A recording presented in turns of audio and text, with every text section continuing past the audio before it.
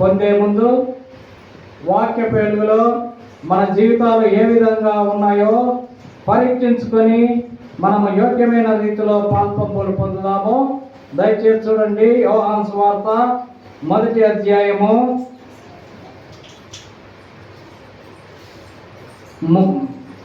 యోహాను సువార్త 1వ అధ్యాయము 46, 47, 48 వచనము, 3 వచనాలు అందరము కలిసి చదువుకుందాము.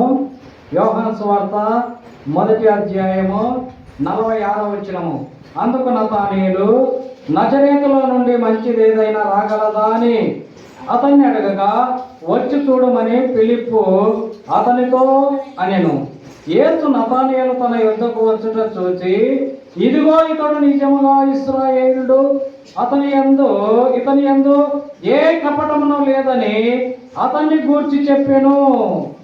నన్ను నీవు ఎలాగూ ఎరుగుదువని నతానీయులు ఆయనను అడగగా, యేసు, ఫిలిప్పు నిన్ను పిలవక మునిపే నీవు అంజూరపు చెట్టు క్రింద ఉన్నప్పుడే నిన్ను చూచితినని అతనితో చెప్పాను. దేవుడు తన వాక్యమును దీవించి ఆశీర్వదించునుగాక. ఆమేన్. క్రీస్తునందు ప్రియులారా, చదవబడిన లేఖన భాగాన్ని మనము చూసినట్లయితే ఇక్కడ నతానీయేలు మనకు కనబడుతూ ఉన్నాడు కదా. నతానీయేలు యేసు ప్రభువును అడుగుతూ ఉన్నాడు, నజరేతులో నుండి మంచిది ఏదైనా రాగలదా అని అతన్ని అడగగా, వచ్చి చూడమని ఫిలిప్పు అతనితో అనెను. నతానీయేలు ఫిలిప్పుతో అంటున్నాడు, మంచిది ఏదైనా రాగలదంటే వచ్చి చూడమని ఫిలిప్ అంటున్నాడు. యేసు నతానీయేలు తన యుద్ధకు వచ్చుట చూసి, యేసు ప్రభు దగ్గరికి నతానీయేలు వస్తా ఉన్నాడు. వస్తున్నది చూసి యేసు ప్రభు అంటున్నాడు, ఇదిగో ఇతడు నిజముగా ఇశ్రాయేలుడు, ఇతని యందు ఏ కపటమును లేదని అతని గురించి చెప్పాను. ఒక సృష్టికర్త అయిన దేవుడు ఒక మానవుని గురించి ఇంత గొప్ప సాక్ష్యము ప్రియులారా కదా. నతానీయేలు ఏ విధంగా ఉన్నాడు? నతానీయేలు గురించి యేసు ప్రభు సాక్ష్యం ఇస్తూ ఉన్నాడు, ఇదిగో ఇతడు నిజముగా ఇశ్రాయేలుడు. అంటే అబద్ధపు ఇశ్రాయేలు కూడా ఉన్నారు అని అర్థము. నిజమైన వాళ్ళు ఉన్నారు, అబద్ధమైనటువంటి వారు ఉన్నారు. అబద్ధపు క్రైస్తవులు ఉన్నారు, నిజమైన క్రైస్తవులు ఉన్నారు. అందుకే ప్రభు అంటున్నాడు, ఇతడు నిజముగా ఇశ్రాయేలుడు, ఇతడు నిజముగా క్రైస్తవుడు, ఇతడు నిజముగా క్రైస్తవుడు అని యేసు ప్రభు సాక్ష్యం చెప్తా ఉన్నాడు. మన క్రైస్తవులమై ఉండుకొని క్రీస్తు పేరు పెట్టుకొని అన్ని సాతాను పనులే, అన్ని దేవునికి వ్యతిరేకమైన పనులే చేస్తే వాళ్ళని ఏ విధంగా ఇశ్రాయేలుడు అంటాడు, నిజ క్రైస్తవుడు అని ఎలా అంటామో ప్రియులారా? పేరుకు మాత్రమే క్రైస్తవులు. పేరేమో దావీదు, పేరేమో సమయాలు. ఎక్కడ ఉంటారు? సారాయి కట్టుకాడ ఉంటారు. ఎక్కడ ఉంటారు? పేకాటాడే కాడ ఉంటారు. ఎక్కడ ఉంటారు? డ్యాన్సులు వేసే కాడ ఉంటారు. ఇటువంటి వాళ్ళను క్రైస్తవులని ఎలా అంటారు? అందుకే ప్రభు అన్నాడు, ఇతడు నిజముగా ఇశ్రాయేలుడు. ఇశ్రాయేలు అంటే క్రైస్తవుడు, దేవుని నమ్ముకున్నటువంటి వాడు. కాబట్టి ఇతడు నిజముగా ఇశ్రాయేలీయుడు. క్రైస్తవుడికి ఉండవలసిన లక్షణాలు ఉన్నాయి. దేవుని మాట ప్రకారం జీవించాలి. దేవుని వాక్య ప్రకారం జీవిస్తే దేవుడు నీ గురించి నన్ను గణపరచువాన్ని నేను గణపరుస్తానన్నాడు. దేవుడిని గణపరచకుండా క్రైస్తవ పేరు పెట్టుకొని నీ ఇష్టానుసారంగా జీవిస్తూ, నీ ఇష్టానుసారంగా తిరుగుతూ, నీ ఇష్టారమైన కదా చేస్తా ఉంటే దేవుడు ఎలా నీ గురించి సాక్ష్యం చెప్తాడు? క్రైస్తవుడివే, కానీ నిజమైన క్రైస్తవుడివి కాదు, నిజమైన ఇశ్రాయేలుడివి కాదు.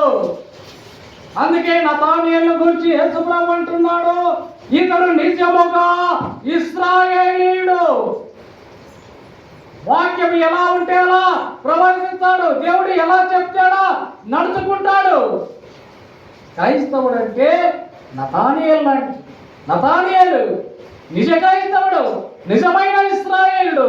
ఎందుకంటే ఇతని యందు ఏ కపటము లేదు అని దేవుడే చెప్తూ ఉన్నాడు.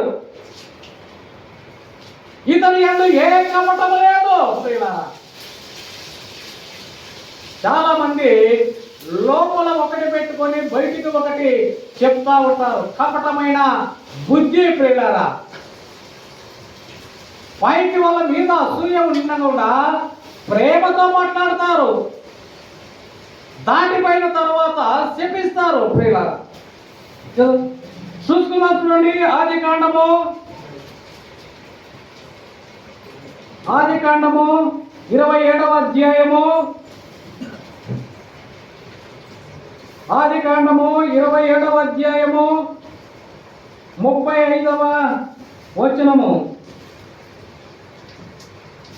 అతడు నీ సహోదరుడు కపటోపాయంతో వచ్చి నీకు రావాల్సిన దీవెన తీసుకొని పోయెను. ఏశావు యాకోబు అను పేరు అతనికి సరిగానే చెల్లినది. అతడు నన్ను ఈ 2 మార్లు మోసపుచ్చెను, నా జ్యేష్ఠత్వం తీసుకునిను. ఇదిగో ఇప్పుడు వచ్చి నాకు రావాల్సిన దీవెను తీసుకొని నన్ను చెప్పి కదా. ఇక్కడ కపటోపాయముగా వచ్చి తండ్రి ఇస్సాకు వృద్ధాప్యంలోనికి వచ్చినాడు. పెద్ద కుమారుడైన ఏశావును పిలుచుకొని, నా కుమారుడా, నేను ఎప్పుడు పోతానో తెలియదు, వృద్ధాప్యంలో ఉన్నాను, కన్ను కనపడడం లేదు, నీవు వేటకు వెళ్ళి మాంసం తీసుకొనిరా, తిని నిన్ను ఆశీర్వదిస్తానన్నాడు. ఈ మాట వాళ్ళమ్మ చాటున వినింది.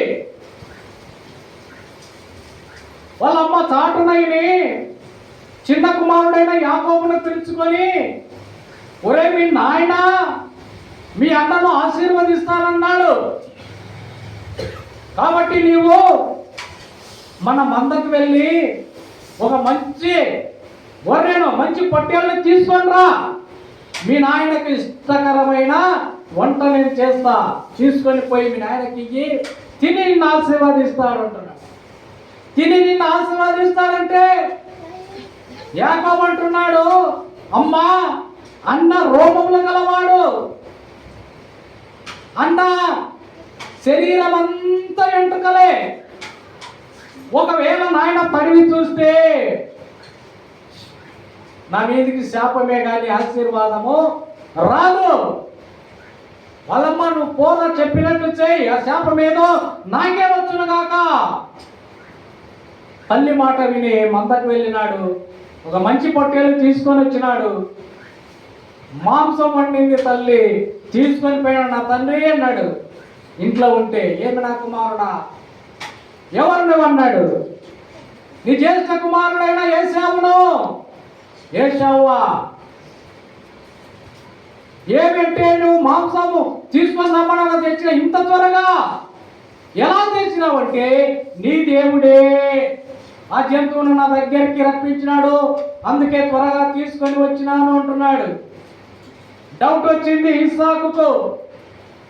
స్వరమైతే యాకోబుది, స్వరము యాకోబులాగా ఉంది, దగ్గరికి రా అన్నాడు. వాళ్ళమ్మ తడివి చూస్తారని తెలిసే కదా ఆ బ్రహ్మాండమైన కోటు వేసింది కనుకోకుండా. వెంట్రుకలు ఉండే కోటు. ఈ దినాల్లో సినిమాలలో వేషాలు మారుతుంటారు చూడు, అలా కపటోపాయముగా వచ్చినాడు. ఏశావులాగా వేషం వేసుకొని వచ్చినాడు. స్వరము యాకోబుదే గాని తడివి చూస్తే ఏశావు. నువ్వు నిజంగా ఏశావు అంటే నిజంగా తండ్రి నేను నీ జ్యేష్ఠ కుమారుడైన యేశావును అంటున్నాడు. తిన్నాడు, ఆశీర్వదించినాడు.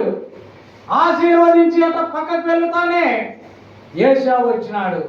నా తండ్రి అన్నాడు, ఏమి నా కుమారుడా, ఇదిగో నేను జ్యేష్ఠ కుమారుడైన యేశావును, మాంసం తెచ్చినాను, తిను, ఆశీర్వదించంటే గడగడగడ వణుకుతా ఉన్నాడు. ఇంతవరకు వచ్చినది ఎవరు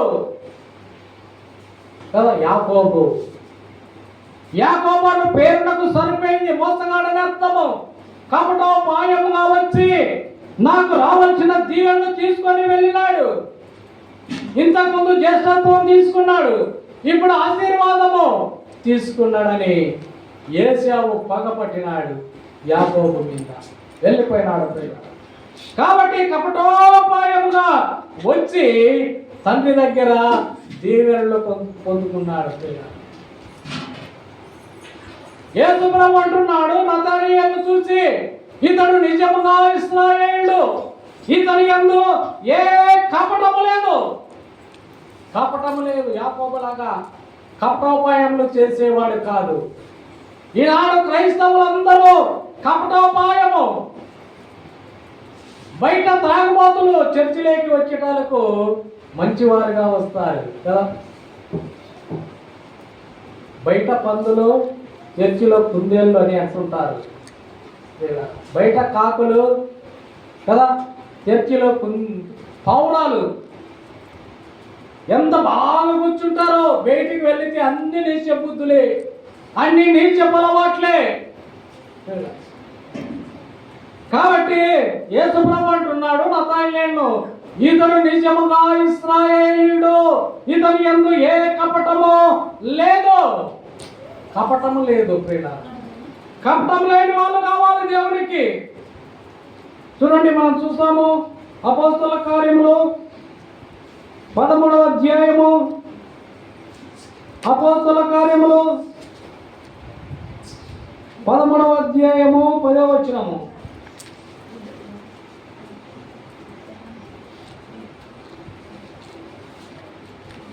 13:10 వచనము. అతని తేరు చూసి సమస్త కపటముతోనూ సమస్త దుర్మార్గముతోనూ నిండినవాడా, అపవాది కుమారుడా, సమస్త నీతికి విరోధి, నీవు ప్రభు యొక్క తిన్నని మార్గములు చెడగొట్టుట మానవా. మానవా ఎవరు ప్రియులారా? సౌలు. ఇంకా పౌలుగా మారినప్పుడు దేవుడు దమస్కు మార్గంలో సౌలుతో మాట్లాడుతూ ఉన్నాడు. ఏమంటున్నాడు? సమస్త కపటముతోనూ సమస్త దుర్మార్గంతోనూ నిండినవాడా, అపవాది కుమారుడా. సమస్తమైన కపటముతో దుర్మార్గంతో నిండిన వాడిని అపవాది అనక ఏమంటారు అంటున్నాడు. సమస్త నీతికి విరోధి, నీవు ప్రభు యొక్క తిన్నని మార్గములో చెడగొట్టుట మానవా. ప్రభు యొక్క తిన్నని మార్గములో చెడగొట్టుట మానవా. ఈనాడు దేవుని వాక్యము ఉన్నది ఉన్నట్టుగా చేయడంలో కల్పితాలు చేస్తూ ఉన్నారు. దేవుని సంఘాలను చెడగొడతా ఉన్నారు. దేవుని యొక్క మార్గాలను మారుస్తూ ఉన్నారు. దేవుడు ఒకటి చెప్తే ఇంకొకటి చేస్తూ ఉన్నారు. దేవుడు ఈ విధంగా చేయండి అంటే ఇంకొక విధంగా మానవులు జీవిస్తూ ఉన్నారు ప్రియుల.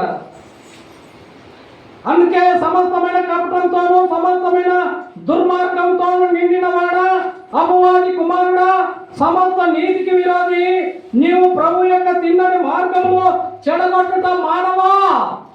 నువ్వు మారుమనసు పొందవా? నీవు ప్రభువుని నమ్ముకోవా? దేవుని వాక్యంలో మనం చూస్తాము కదా, చూస్తాము. మత్తయి సువార్తలో మనం చూస్తాము. మత్తయి సువార్త 7వ అధ్యాయము 21వ వచనము. ప్రభువా ప్రభువా నన్ను పిలుచు ప్రతి వాడు పరలోక రాజ్యము చేరడు. ఎందుకంటే వారిలో కపటం బుద్ధి ఉంది, దుర్మార్గమైన బుద్ధి ఉంది. అందుకే ప్రభువా ప్రభువా అని పిలుచు ప్రతి వాడు పరలోక రాజ్యము చేరడు. ఎట్లా చేరుతారు? వాళ్ళు కూడా బైబిల్ పట్టుకొనే బోధించేది, వాళ్ళు కూడా యేసు ప్రభువుని గురించే చెప్తారు. యేసు ప్రభు నామమునే అద్భుతాలు చేస్తారు, యేసు ప్రభు నామమునే ఆశ్చర్య కార్యాలు చేస్తారు కదా. పరలోక రాజ్యము చేరదు కానీ అంటే ఛాన్స్ ఉంది. పరలోకమందున్న నా తండ్రి చిత్త ప్రకారము చేయువాడే, పరలోకమందున్న తండ్రి చిత్త ప్రకారము చేయువాడే పరలోక రాజ్యం చేరుతాడు. తండ్రి చిత్తము ఒక రకంగా ఉంటే ఆ చిత్తాన్ని మార్చి నీ చిత్తాలుగా మార్చుకుంటున్నావు. ఎలా వెళుతావు? ప్రియులారా, ప్రభువా ప్రభువా అని పిలుచు ప్రతి వాడు పరలోక రాజ్యం వెళ్ళడు కానీ కదా నా తండ్రి చిత్త ప్రకారం చేయవాడే ప్రవేశించును. ఆ దినమందు అనేకులను చూచి ప్రభువా నీ నామమున మేము దయ్యములను వెళ్ళగొట్టలేదా, నీ నామమున అద్భుతాలు చేయలేదా, నీ నామమున సూచక్రియలు చేయలేదా, నీ నామమున ప్రవచింపలేదా అంటే ప్రభు అంటున్నాడు, నేను నిన్ను ఎన్నడూ ఎరగడంట. అసలు వాళ్ళు ఎవరో దేవుడికి తెలియదు. మీరు ఎన్నడూ నాకు తెలియదు, మీరు మిమ్మల్ని ఏనాడు నేను చూడలేదు అని అంటూ అక్రమము చేయువారులారా నా యొద్ద నుండి పొండి.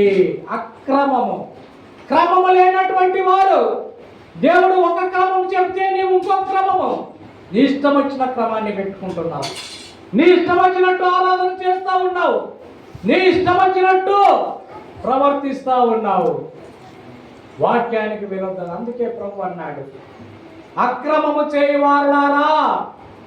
2-3 ఆరాధనలు, 4 ఆరాధనలు దేవుడు పెట్టమన్నాడు. ఆరాధనలు స్వార్థం కొరకు, ప్రియులారా, స్వార్థం కొరకు ఏ సమయానైనా వచ్చేటట్టు పెట్టుకుంటా ఉన్నారు. ఒక్కసారి ఆరాధన పెట్టు, 3 గంటలు ఆరాధన నడుపు, దశమ భాగము రోజుకు 3 గంటలు ప్రభు సన్నిధిలో గడుపు. బల్లలో పాలు పంపులు పొందిన తర్వాత నా శరీరం తిని నా రక్తం త్రాగువాడు నన్ను ప్రచురిస్తాడన్నాడు. దేవుని సువార్తను ప్రకటించడానికి వెళ్ళు, తీసుకొని వెళ్ళు. నువ్వు మళ్ళీ ఇంకొక ఆరాధన పెట్టుకుంటావా? చూడండి, మనం చూస్తాము కొరింథీయులకు రాసిన మొదటి పత్రిక 11వ అధ్యాయము. కొరింథీయులకు రాసిన మొదటి కొరింథీ 11వ అధ్యాయము 26వ వచనము. మీరు ఈ రొట్టె తిని ఈ పాత్రలో త్రాగినప్పుడల్లా ప్రభు వచ్చు వరకు ఆయన మరణమును ప్రచురించుదురు. మీరు ఈ రొట్టె తిని ఈ పాత్రలో త్రాగినప్పుడల్లా అంటే నీవు ప్రభు శరీరము అయిన రక్తంలో పాలు పంపులు పొందినప్పుడల్లా, పొందిన తర్వాత నీవేం చేయాలా? ప్రభు మరణాన్ని గురించి ప్రకటించాలి. గ్రామంలోనికి వెళ్ళి, వీధులలోకి వెళ్ళి, మేము ఇంత పెద్ద సేవకులమే కదా, మేము ఇంత పెద్ద సంఘానికి పాస్టర్లమే, మేము పోవాలన్నా వీధులలోకి అని అన్నారు కొందరు ఆ విధంగా అన్నారు. ప్రియులారా, చూడండి, మత్తయి సువార్తలోనే మనం చూస్తాము 8వ అధ్యాయము 35వ వచనము, 9వ అధ్యాయము 35వ వచనం. మత్తయి సువార్త 9వ అధ్యాయం 35వ వచనం. యేసు వారి సమాజ మందిరంలో బోధించుతూ రాజ్య సువార్త ప్రకటించుతూ ప్రతి విధమైన రోగమును ప్రతి విధమైన వ్యాధిని స్వస్థపరచు సమస్త పట్టణముల యందును గ్రామముల యందును సంచారము చేసెను. యేసు ప్రభువే సంచారం చేసినాడు. మందిరములో అయిపోయిన తర్వాత వీధులలోకి వెళ్ళి సంచారం చేసినాడు. నీవు నేను ఎంత దేవుడి క్రమం ఈ విధంగా ఉంటే 3 ఆరాధనలు 4 ఆరాధనలు చర్చిలోనే ఉండే బోధించుకుంటా ఉన్నారు. అందుకే ప్రభు అన్నాడు, అక్రమము చేయవారులారా నా యొద్ద నుండి పొండి, మిమ్మల్ని ఎన్నడే గాను నేను ఎరగనంటున్నాడు.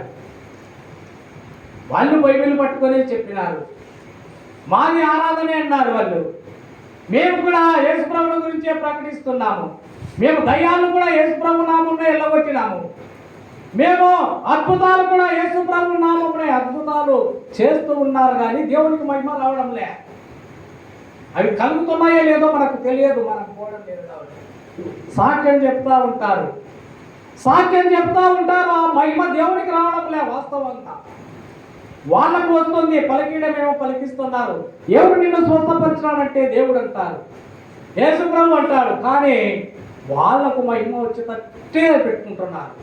అందుకే ప్రభు అన్నాడు, అక్రమం చేయవారులారా నా యొద్ద నుండి పొండి. ఎన్నిసార్లు యేసుప్రభు స్వస్థత పరిచినాడో ఎవరికి చెప్పవద్దని ఎన్ని వాక్యాలు చూపెట్టాలి దేవుని వాక్యంలో. ఆ వాక్యాన్ని పాటించాలా? ఆ వాక్యాన్ని ఎవరు పాటించాలి? స్వస్థతను యేసుప్రభు సర్వలోకానికి వెళ్ళి సర్వ సృష్టికి సువార్తను ప్రకటించమన్నాడు. మీరేం ప్రకటిస్తూ ఉన్నారు? స్వస్థతలు ప్రకటిస్తున్నారు, అద్భుతాలు ప్రకటిస్తూ ఉన్నారు, ఆశీర్వాదాలు ప్రకటిస్తూ ఉన్నారు. అందుకే ప్రభు అనేది, మిమ్మల్ని ఎన్నడూ ఎరగను మీరెవరో నా యొద్ద నుండి పొండి అక్రమం చేయవారులారా. ఎంత భయంకరమో పిల్ల. ఈనాడు ప్రజలు గుంపులు గుంపులుగా వెళుతూ ఉన్నారు. స్థలము దొరకడంలే. వాళ్ళు మీటింగ్ పెడితే, ఫంక్షన్ హాల్లో మీటింగ్ పెడితే స్థలం దొరకడంలే. నేనంటాను, విశాల మార్గంలో అనేకులు పోతారు, ఇరుకైన మార్గంలో కొందరే పోతారు. ఎందుకు చెప్పకూడదు ఈ మాట? అనేకులు వస్తున్నారన్నా అక్కడ స్థలం దొరకలే, అక్కడ దేవుడు కార్యం చేయకుంటే మరి ఇంతమంది ఎందుకు వస్తారు? మరి దేవుడు అంటున్నాడే కదా, యేసుప్రభువే స్వయంగా అంటున్నాడు, నీ నామమున అద్భుతాలు చేయలేదా, నీ నామమున ఆశ్చర్యకార్యాలు చేయలేదా, నీ నామమున ప్రవచింపలేదా అంటే మీరెవరో నాకు తెలియదని యేసుప్రభువే అంటున్నాడు. అక్రమము, క్రమము లేని పద్ధతి, క్రమము లేకుండా చేస్తూ ఉన్నారు. విశాలమైన మార్గంలో అనేకులు పోతారని దేవుని వాక్యం చెల్లిస్తుంది. ఇరుకైన మార్గంలో కొందరే. ఆత్మీయమైన స్వస్థత, రక్షణ, మారు మనసు పొందాలి. స్వస్థతలు ప్రియులారా, స్వస్థతలు పరలోక రాజ్యానికి చేర్చలేవు. ఆశ్చర్య కార్యాలు, అద్భుత కార్యాలు నిన్ను పరలోకానికి తీసుకొని పోలేవు. రక్షణ, మారు మనసు పొందాలి. రక్షణ, మారు మనసు పొందితేనే నీవు పరలోకానికి వెళుతావు. నువ్వు 3 ఆరాధనలు 4 ఆరాధనలు పెట్టుకొని కదా ప్రతి వారు నా కాడికే రావాలి, వారికి సమయము కదా దొరికేటట్టు వీళ్ళకు కానుక వచ్చేటట్టు చేసుకుంటా ఉన్నారు.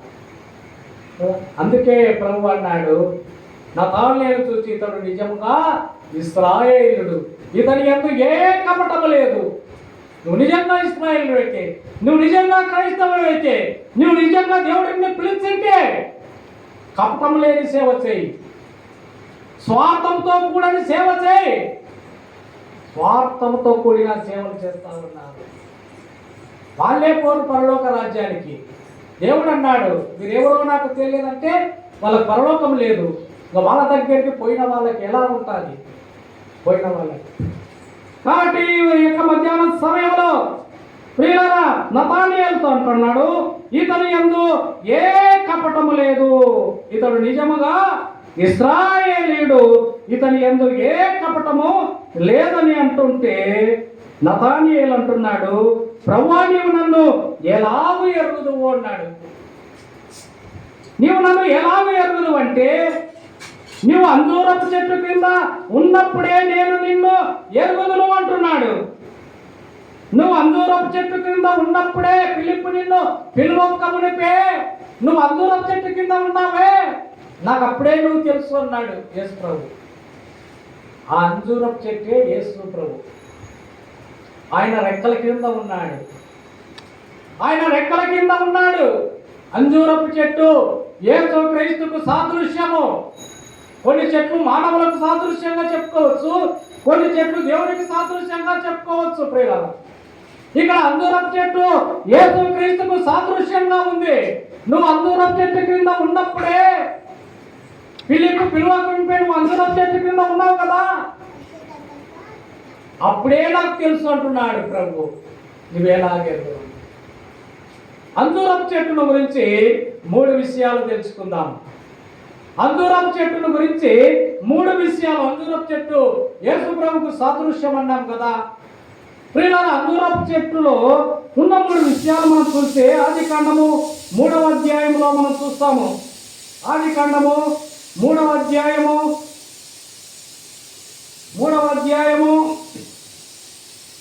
7వ వచనము. అప్పుడు వారి 2 కన్నులు తెరవబడెను, వారు తాము దిగంబరులమని తెలుసుకొని అంజూరపు ఆకులు కుట్టి తాము కట్టడములు చేసుకొనిరి. ఆదామవ్వలు పాపం చేసినారు, తినవద్దన్న ఫలములు తిన్నారు కదా. తిని ఇంకా దేవుడు వస్తాడు, ప్రతిరోజు వచ్చి మాట్లాడుతూ ఉన్నాడు. దేవుడు వస్తాడని వాళ్ళు పోయి దాచుకున్నారు. ఎక్కడ? పొదలో దాచుకున్నారు. అంజూరపు ఆకులు కట్టుకున్నారు. అయ్యో దిగంబరులమే, ఆత్మీయమైన కన్నులు తో ఉన్నారు. అప్పుడు దిగంబరులని కనపల్లే వాళ్ళకు మహిమా శరీరంతో ఉన్నారు. ఎప్పుడైతే తినవద్దన్న ఫలం తిన్నారో అప్పుడు వారి ఆత్మీయమైన నేత్రాలు మూయబడినాయి, శరీరానికి ఉన్న కన్నులు తెరవబడినాయి. అప్పుడు దిగంబరులమైన చూసుకున్నారు, సిగ్గుపడి పొదదాపుకి వెళ్ళినారు. దేవుడు వస్తాడని చెప్పి ఆ అంజూరపు ఆకులు కుట్టుకొని నిలబడినారు. అప్పుడు ప్రభు వచ్చినాడు. ఆదామా నీవెక్కడ ఉన్నావు? దేవుడికి తెలియదు ఆదాము ఎక్కడ ఉండేది. తెలుసు, వాళ్ళు పాపం చేసినది తెలుసు. అవకాశం ఇచ్చినాడు, ఒప్పుకుంటాడేమో అని. ప్రభువా నువ్వు తినవద్దన్న ఫలాన్ని తిన్నాను, దయతో క్షమించంటే అప్పుడే క్షమించేవాడు దేవుడు. కానీ ఆ విధంగా వల్లే ఇదిగో నీవు నాకు ఇచ్చిన ఈ స్త్రీ కొన్ని ఫలాలు ఇస్తే నేను తిన్నా. ఏమో వాడు చేసిన పని అంటే అతో సాధారణ పోసపుచ్చా. ఒకరి మీద ఒకరు కదా.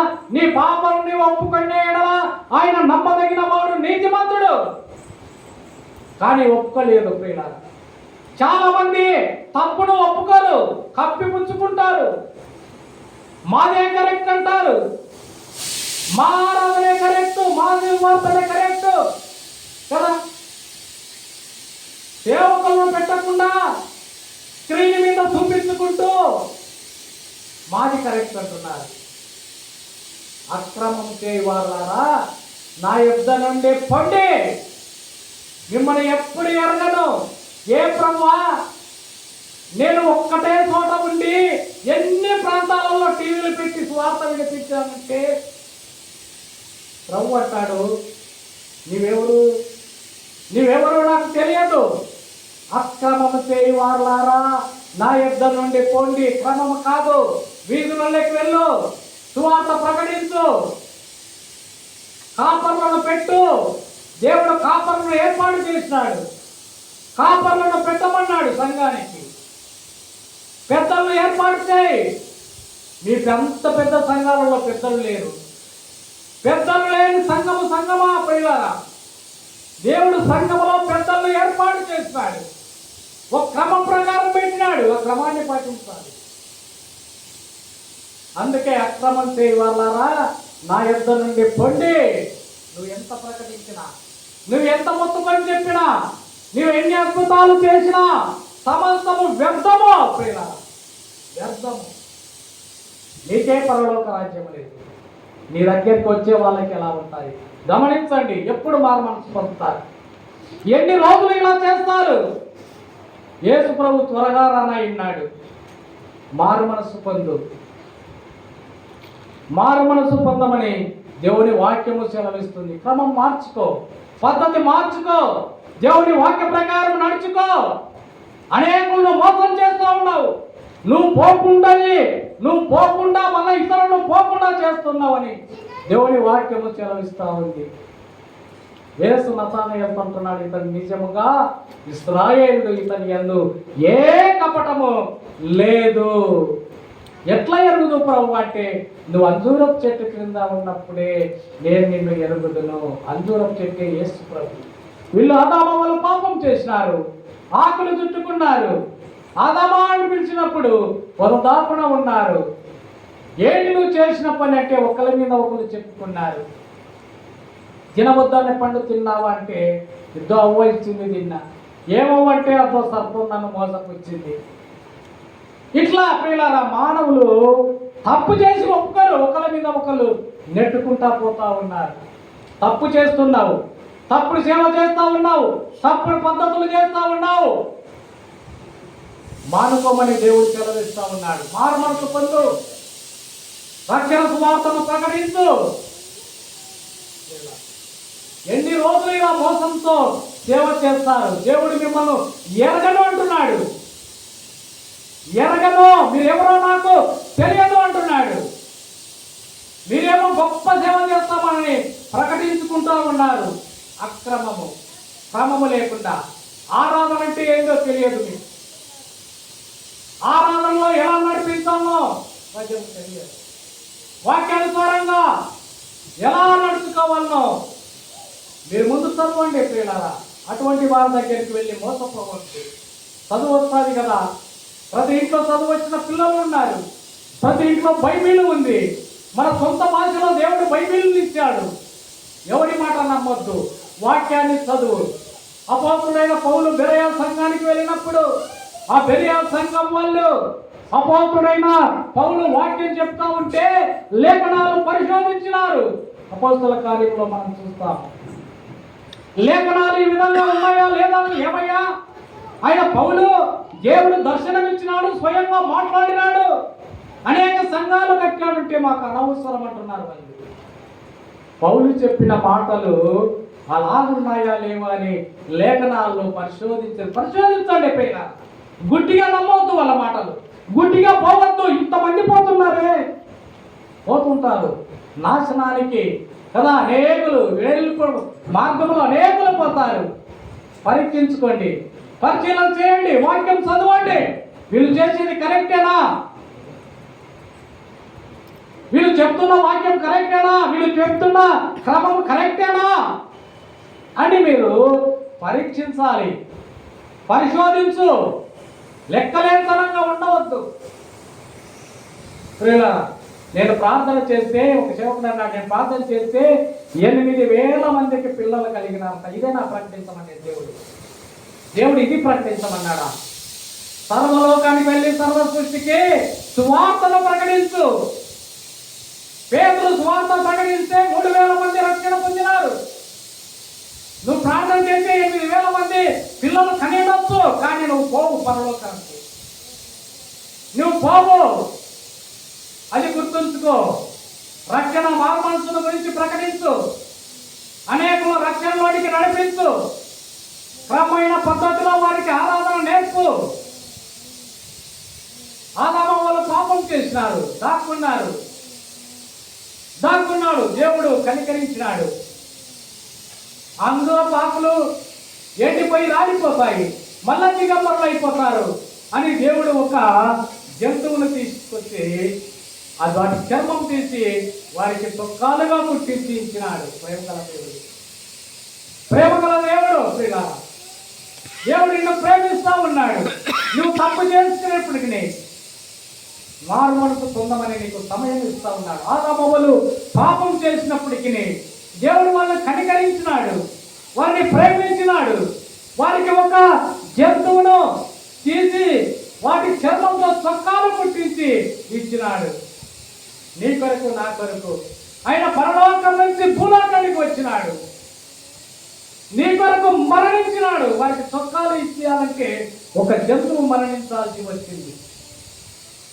నీకు నాకు రక్షణ వస్త్రాలు ఇవ్వాలంటే యేసు ప్రభు మరణించాల్సి వచ్చింది. ఆయన నీకు రక్షణ వస్త్రాన్ని ధరింపజేయాలని ఇష్టపడతా ఉన్నాడు. మధ్యాహ్న సమయంలో రక్షణ వస్త్రాన్ని ధరించు. రక్షణ గురించి అనేకులకు ప్రకటించు. రక్షణ మారుమనసుల గురించి. ఆయన నీ కొరకు, నా కొరకు మరణించినాడు. ఆదామవ్వల పాపం కప్పుటకు ఒక జంతువు మరణించాల్సి వచ్చింది. నీ పాపములు నా పాపములు కప్పుటకు ప్రభువైన యేసు క్రీస్తుల వారు బలైపోయినాడు. బలైపోయినాడు. రక్షణ వస్త్రాన్ని నీతి అనే వస్త్రాన్ని ధరింపజేసినాడు. అటు ధన్యతను పొందుకున్నావా? నువ్వు ఏకమైన రీతిలో ప్రభు పనుల్లో పాల్పంపులు పొందవాలనని ప్రభు పేట మనవి చేస్తా ఉన్నాను. కాబట్టి అంజూరపు చెట్టు ఆదామవ్వల పాపమును కప్పుటకు ఉపయోగపడింది. నీ పాపమును నా పాపమును కప్పుటకు యేసు ప్రభు మరణించటం వలన నీ పాపములకు నా పాపములకు క్షమాపణ కలిగింది. రక్షణ వస్త్రాలను ఇచ్చాడు, నీతి వస్త్రాలను ఇచ్చాడు. ప్రియులారా, వస్త్రాలు ధరించుకొని ముందుకు వెళ్ళాలని ప్రభు పేట మనవి చేస్తా ఉన్నాను. కాబట్టి ప్రియులారా, అంజూరపు చెట్టును గురించి ఇంకా 2 విషయాలు